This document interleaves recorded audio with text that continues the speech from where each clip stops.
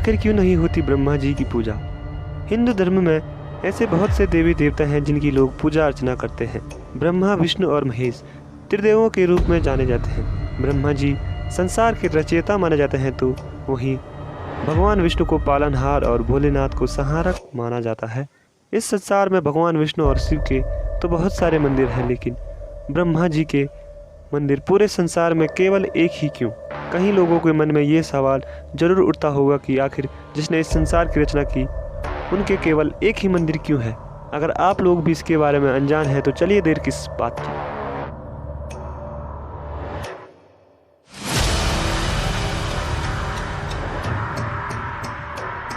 पौराणिक कथा के अनुसार एक बार ब्रह्मा जी ने पृथ्वी की भलाई के लिए यज्ञ करने का विचार किया और यज्ञ की जगह का चुनाव करने के लिए उन्होंने अपने एक कमल को पृथ्वी लोक की तरफ छोड़ दिया और जिस स्थान पर वह कमल गिरा उसी स्थान को यज्ञ करने के लिए चुना गया।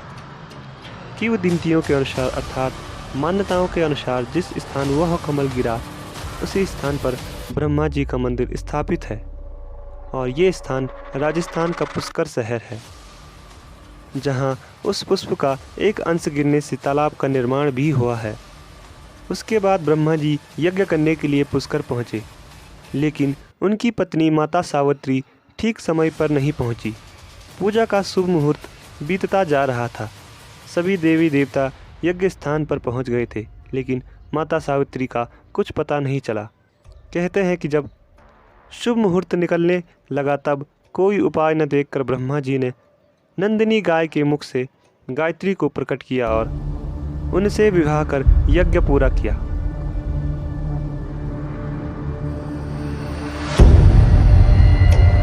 कुछ समय बाद माता सावित्री यज्ञ स्थल पहुंची तो वहां ब्रह्मा जी के बगल में किसी और स्त्री को बैठे देख हुए अत्यधिक क्रोधित हो गई।